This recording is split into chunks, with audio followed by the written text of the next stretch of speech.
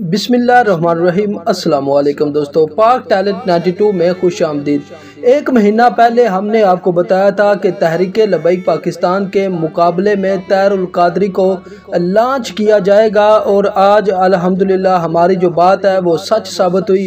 آپ جانتے ہیں کہ طاہر القادری عمران خان کا درینہ ساتھی ہے، اور ان دونوں نے مل کر اسلام آباد میں دھرنا دیا اور فحاشی کو وہاں پر عروج دیا، اور اس کے بعد طاہر القادری جو ہے وہ کبھی بھی پاکستان نہیں آیا، یہاں تک کہ تحریک لبیک پاکستان کے کارکنان کو جیلوں میں ڈالا گیا۔